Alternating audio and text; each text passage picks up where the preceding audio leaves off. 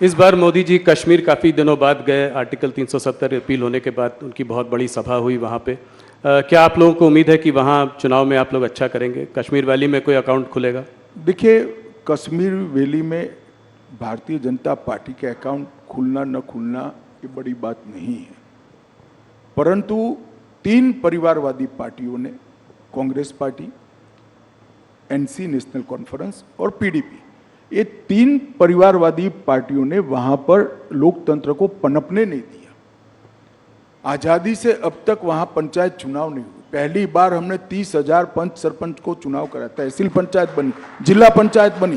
पहले वो 3 पार्टी जिसका चिट फाड़ते थे वही नेता होते थे।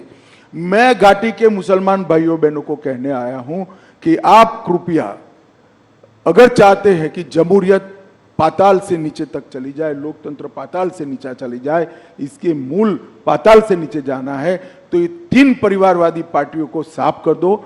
जिसको वोट देना है ना, इसको दो, परंतु कश्मीर में तभी जाकर लोकतंत्र आ रहा है।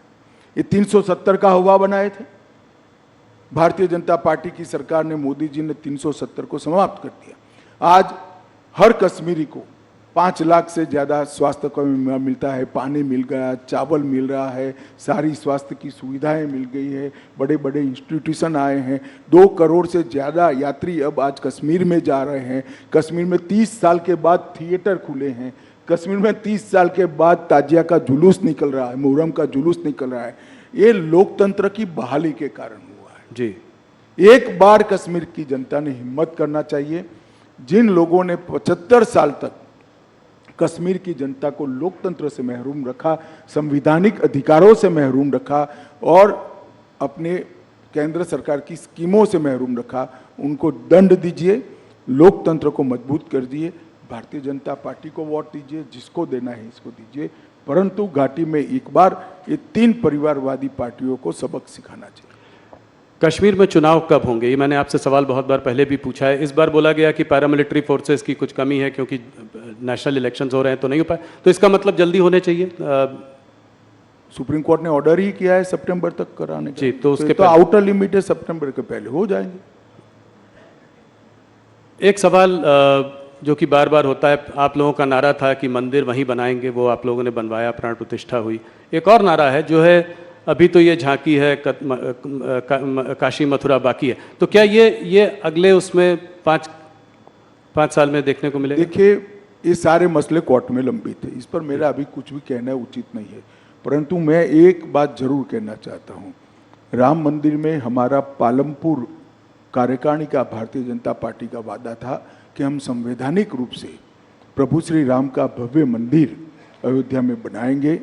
500 साल से करोड़ों राम भक्त जिसकी राह देख रहे थे, वो काम मोदी जी ने 5 साल में भी कर दिया।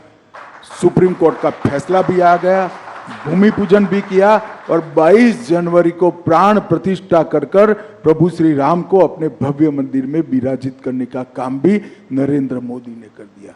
और मैं मानता हूं कि जो दृश्य है वो क्षण है, 10,000 साल का क्षण है। मेरी बात याद रखना, 10,000 साल तक न केवल भारत, दुनिया इस क्षण को भुला नहीं पाएगी।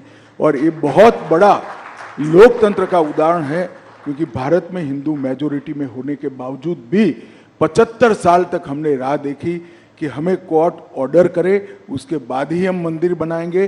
और पूर्ण तरह संवैधानिक रूप से कोर्ट के ऑर्डर से मंदिर बनाया। दुनिया में ऐसे उदाहरण बहुत कम मिलते हैं जो भारत ने दिया है, और उसका मोदी जी के समय में होना, भाजपा के समय में होना, हम सबका सौभाग्य हम मानते हैं। जी, बस कुछ सवाल, 2-3 सवाल और आपको मैं उत्तर प्रदेश के बारे में सवाल पूछे बिना नहीं जाने दे सकता।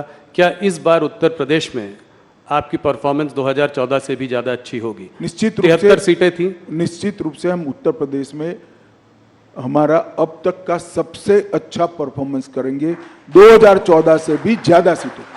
इसका मतलब रायबरेली में आप जीत सकते हैं, कन्नौज, मैनपुरी, आजमगढ़, इन सब में सीटों के नाम पे न पड़िए। पूरी उत्तर प्रदेश की जनता परिवारवाद से त्रस्त है। इस बार परिवारवादी पार्टियों को जनता सबक सिखाएगी, ऐसा मुझे भरोसा है। आपसे हर बार जब इंटरव्यू करते हैं तमाम सवाल पूछते हैं, देश भर की बातें होती हैं। गृह मंत्रालय के कुछ अचीवमेंट्स बताइए जो 5 साल में, जो आप सबसे बड़ा मानते हैं। देखिए, कोई अचीवमेंट बड़ा या न छोटा नहीं हो सकता।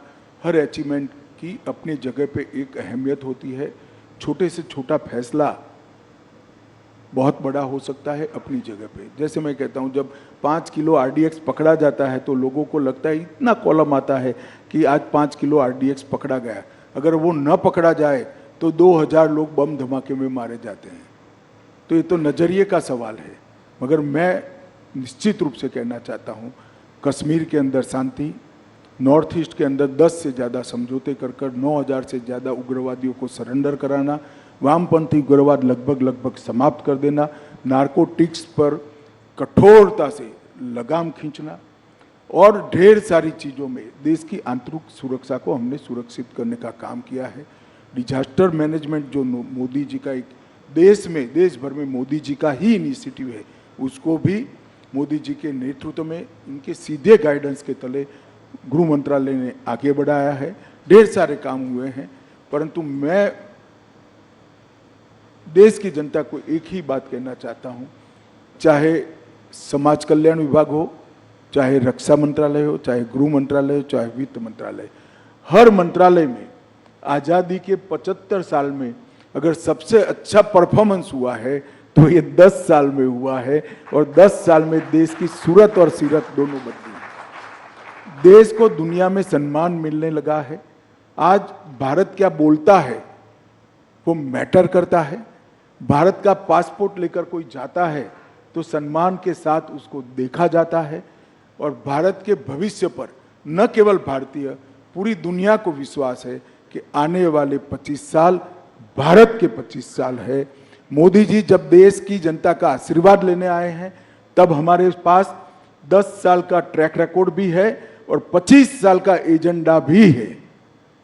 विपक्ष के पास ना ट्रैक रिकॉर्ड है, ना एजेंडा है, ना नेता है, ना नीति है। भारतीय जनता पार्टी एक कॉन्क्रीट एजेंडे के साथ महान भारत की रचना की कल्पना लेकर आप सबके सामने आ रही है। आप समर्थन करिए, मोदी जी को आशीर्वाद दीजिए, भारतीय जनता पार्टी को आशीर्वाद दीजिए।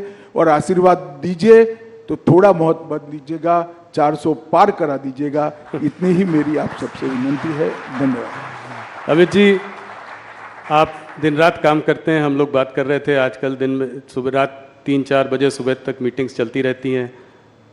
आज हमारे साथ आपकी धर्मपत्नी सोनल जी भी यहाँ हैं, तो घर के लिए समय कैसे निकालते हैं? हम लोग वर्क लाइफ बैलेंस की बात करते हैं, ये वर्क वाइफ बैलेंस कैसे होता है? देखिए, वो कोई सार्वजनिक बात नहीं है, मगर मैं आपको बताता हूँ कि मैं परिवार के लिए समय नहीं निकाल सकता। परिवार मेरे लिए समय चुनकर निकाल लेता है, तो हमारा बैलेंस बना रहता है और इसमें परिवार का बड़ा रोल रहता है। अमित जी, बहुत बहुत धन्यवाद, आप हमारे साथ जुड़े, आपने बहुत सवालों के जवाब दिए, 1 घंटे हमसे बात करी, आपका बहुत बहुत धन्यवाद।